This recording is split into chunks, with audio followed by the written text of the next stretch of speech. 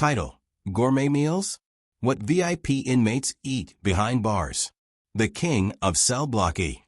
Before we dive in, remember, every like, every comment, and every subscriber keeps these untold stories alive. You think freedom's sweet?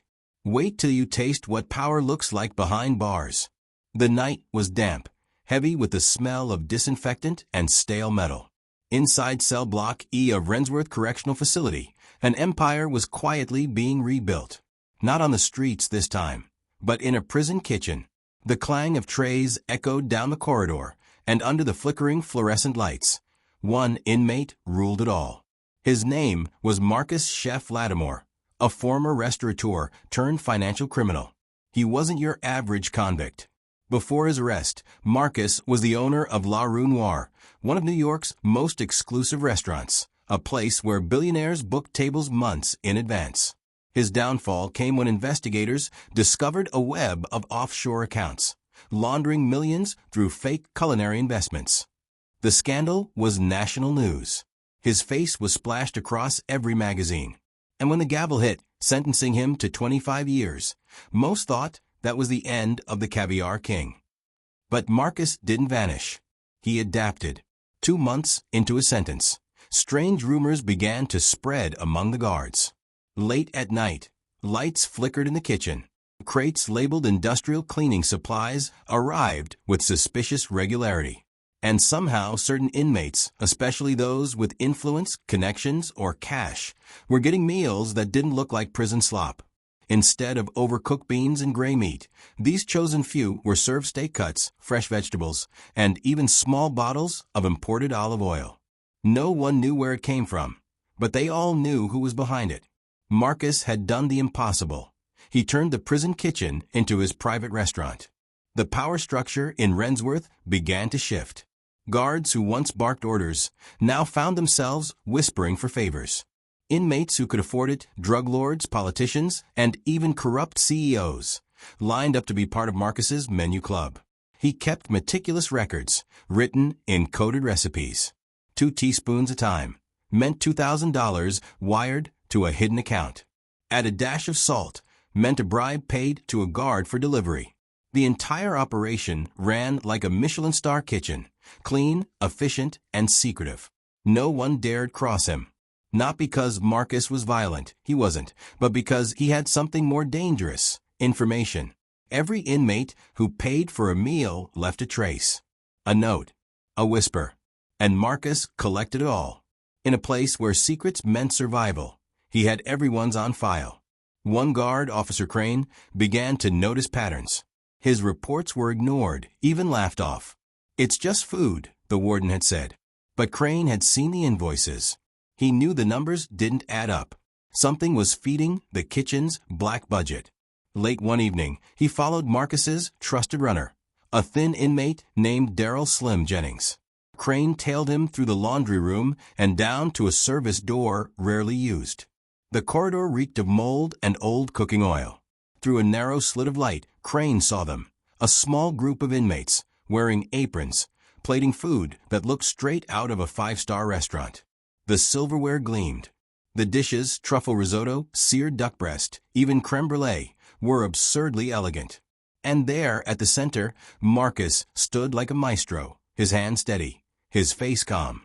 "Every plate tells a story," he said quietly to his crew. And in this place, stories are worth more than gold. Crane snapped a photo on his smuggled phone, but as he turned to leave, he heard a soft click behind him. A figure stepped from the shadows. It was Slim, holding a makeshift shiv carved from a kitchen spatula. "You saw too much," Slim whispered. Crane froze. The corridor suddenly felt smaller, darker. But before anything could happen, Marcus appeared beside Slim, his tone calm but firm. "Put it down," Marcus ordered. "We don't hurt anyone unless we have to." Slim hesitated, then lowered the weapon. Marcus looked at Crane. "You're curious, officer. I respect that. Curiosity built my empire. But curiosity also buried it." Crane tried to speak, but Marcus continued. "You can report me. You can end this. But remember, this kitchen feeds more than stomachs. It feeds order. You take that away, you'll have chaos." Crane left without a word. By morning, he filed no report. The photo vanished from his phone. And the next day, a gourmet meal, salmon with lemon butter and roasted potatoes, was delivered quietly to his desk, covered with a note. Consider this an understanding. But 1 week later, during a surprise state audit, an external investigator discovered a hidden ledger. It wasn't just a menu. It was an empire's balance sheet. At the top of the list, written in Marcus's immaculate handwriting, was a name no one expected, the warden of Rensworth himself. And beneath it a chilling line, monthly service fee, $12,000. The audit froze all operations. Marcus's kitchen was shut down overnight. His cell was raided. But when they opened the walk-in freezer, they found something that shouldn't have been there. A tray, covered, marked with one name, Warden Hale. And beneath it, something that made every officer in the room fall silent. Inside the tray wasn't food. It was a stack of prison documents, transfer orders, sealed investigations, and a note that read, "You can close my kitchen, but you can't starve the truth." The feast of power. The day the kitchen shut down, Rensworth fell silent. The air that once carried the faint aroma of simmering sauces now stank of cold metal and bleach. Inmates whispered as they queued for their new reality. Watery beans, dry cornbread, and rubbery meat patties that barely passed as food. But in the absence of taste came something far stronger. Fear. Because everyone knew Marcus Chef Lattimore didn't go down easy. He was transferred to solitary confinement that morning. Cell 9D, the most isolated space in the entire prison. No windows. No noise. Just the endless hum of fluorescent lights.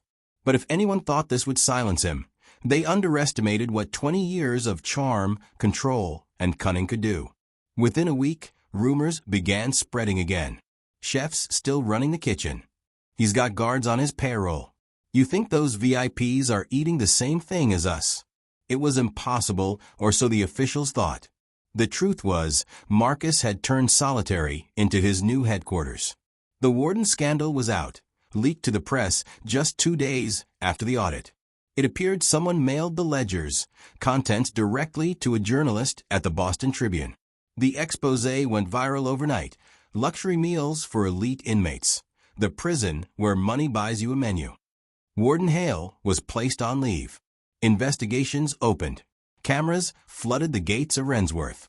And in the middle of it all, Marcus was smiling in his cell, eating a sandwich that no one could explain how he got. Officer Crane was reassigned to outside patrol duty, but guilt gnawed at him. He knew Marcus had dirt on everyone, including him. That meal gift hadn't been a bribe. It was insurance. A reminder that even from behind bars, Marcus still controlled the table. And when the media storm settled, something even darker emerged. During Hale's suspension, internal investigators discovered new ledgers hidden inside the old kitchen walls. Pages marked with coded initials and payment lists dating back years. The operation had been running long before Marcus arrived. He didn't create it. He perfected it. The question now was, who had been feeding him? Marcus's lawyers, powerful, well-dressed, and clearly expensive, arrived days later. They filed motions for inhumane treatment, claiming solitary confinement violated his rights. But the hearing wasn't what everyone expected. Instead of defending himself, Marcus made a statement that left the courtroom stunned. "I didn't create corruption in your prisons," he said, his voice calm, controlled. "I just plated it for you to see. You call it food service. I call it survival. And everyone in this room has taken a bite." Reporters went wild. Clips of his testimony flooded social media, turning Marcus into something of a cult figure. Some called him a criminal mastermind. Others, a whistleblower trapped behind bars. And that's when the letters started coming in. Hundreds of them. From inmates across the country, from activists, even from restaurant workers. They sent him recipes, coded messages, and stories about food injustice in prisons. He became a symbol, a man who turned gourmet meals into rebellion. But behind the legend, Marcus was still calculating. He used his new notoriety to barter influence. Guards who once feared exposure now sought protection. Politicians whispered about transferring him quietly before he turned the prison system into his personal stage. Crane, now working perimeter detail, got a tip from an old friend in internal affairs. They're moving him tonight. No records, no announcement. It didn't feel right. Transfers always required paperwork, but this one was off book. Crane had seen enough of Rensworth's secrets to know what that meant. Someone wanted Marcus gone, permanently. As night fell, a van rolled through the gates. No logos, no ID plates. Two men in plain uniform stepped out. Crane watched from his post, heart pounding. The rain masked the hum of the engine. Marcus was escorted out in cuffs, head down, expression unreadable. But something caught Crane's eye. Marcus winked as he passed. A small, confident gesture that said this isn't the end. Hours later, news broke that the van never reached its destination. Somewhere between Rensworth and the county transfer facility, it disappeared. GPS went dead near a rural highway.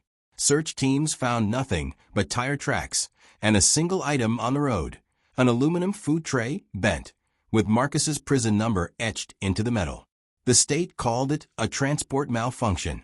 Others called it what it looked like, an inside job. 2 weeks later, a strange video surfaced online. Grainy, filmed in a dim room that looked like a kitchen. A figure, face blurred, plated food on fine china. The camera zoomed in on a small dish, risotto perfectly cooked, with a single olive resting on top. Then a voice, distorted, but eerily familiar, spoke. You can cage a man. You can chain his hands. But you can't starve ambition. Dinner served. The video ended there, time-stamped 2 days after Marcus's supposed disappearance. By dawn, it had 1 million views. Law enforcement scrambled. The prison system denied the video's authenticity. But deep down everyone knew Marcus had found a way out. Officer Crane was summoned for questioning. The feds wanted to know what he knew, who he talked to, and how Marcus could possibly vanish under lockdown. He swore he had nothing to do with it. But that night, when he got home, a package was waiting on his doorstep. Inside, a small container sealed with tape. He opened it and froze. It was a slice of creme brulee, perfectly torched, still cold. And underneath, a note written in Marcus's handwriting. Some debts are better paid with dessert. Crane sat in silence, the hum of his refrigerator echoing through the room. He looked at the note again, then at the dessert. Marcus wasn't just free. He was cooking again. And somewhere out there, someone was still eating his meals. Chapter 3. The Final Course. 3 months after Marcus Lattimore's disappearance, the story should have gone cold. But it didn't. In fact, it only got hotter. Clips of the dinners served, video spread like wildfire across every social platform, spawning theories, documentaries, and late-night debates. Some said Marcus had escaped. Others claimed the video was AI-generated to mock the system. But to those who had known him, the guards, the inmates, the warden, there was no doubt. Marcus Chef Lattimore was out there, and he was serving revenge one course at a time. When a retired correctional officer in Florida received a mysterious package containing a gourmet steak dinner, perfectly cooked, still warm, followed by a note reading, "Eat up, you've earned it," the media called it a prank. But when that same officer vanished 2 days later, the case turned serious. The FBI took over. They traced the package's shipping route, but it looped through a maze of untraceable couriers and burner addresses. The packaging, however, told story. The meat was rare, imported from Europe. The plating, hand-painted porcelain found only in high-end restaurants. And the signature sauce? It matched a recipe Marcus had once been featured for in Bon Appetit magazine, a sauce he claimed could turn any meal into a confession. It was then that the investigation shifted from an escape case to a hunt. Agent Lillian Cross, a methodical and sharp profiler, was brought in. She studied Marcus's past interviews, prison logs, and recipes. He doesn't just cook food, she said in one briefing. He cooks emotions. His meals mean something. He serves messages, coded, layered, deliberate. If he's sending dinners, he's communicating. The next delivery confirmed it. A journalist who had once exposed the warden scandal received a silver platter containing 3 items: stale bread, a small bowl of soup, and a gold spoon engraved with the number 47.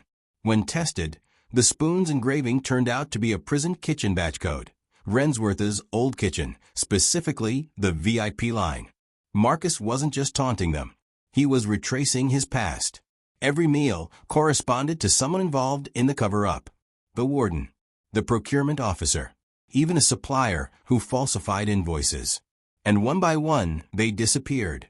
Some were found days later, disoriented but alive, claiming they'd been fed for days in an unknown location before being released.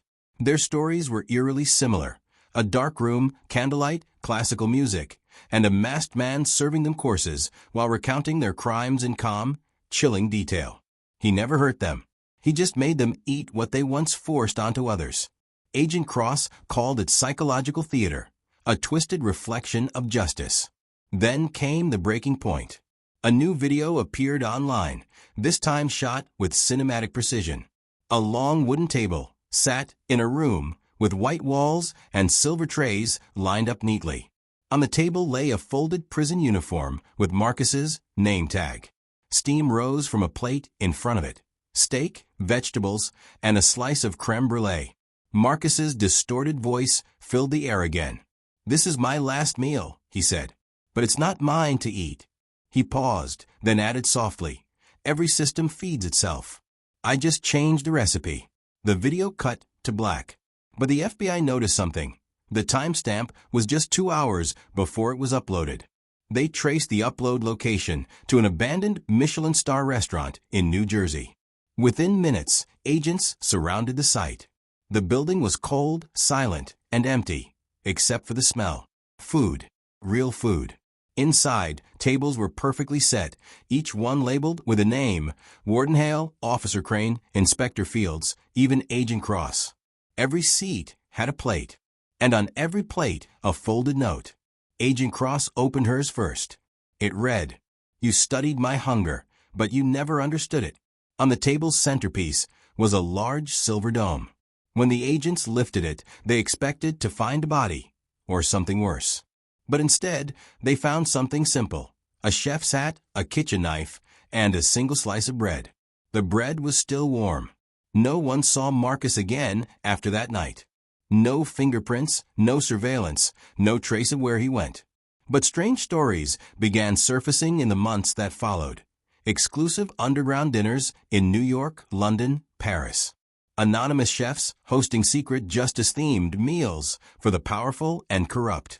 Every attendee swore the chef's face was hidden, his voice modulated. They called him the warden's cook. Officer Crane, now retired, lived quietly in a small town outside Chicago. But one night, he turned on his TV and froze. A new food show was airing. Anonymous chef, blurred face, familiar hands. The title, Meals of Redemption. As the chef plated a final dessert, the camera panned closer. A gold spoon glinted in his hand, engraved with the number 47. And for the briefest moment, before the credits rolled, a voice whispered, "Dinner served." The episode cut to black. Crane sat there for a long time, realizing that Marcus hadn't escaped justice. He became it. A man the system tried to cage, now feeding it its own sins, one course at a time. And for millions watching at home, the message was clear. Behind every locked door, every cold tray of food, and every crooked deal, there's always someone who remembers the taste of power. If you thought this story was wild, you're not ready for the next one. Hit subscribe. Dinner's just getting started.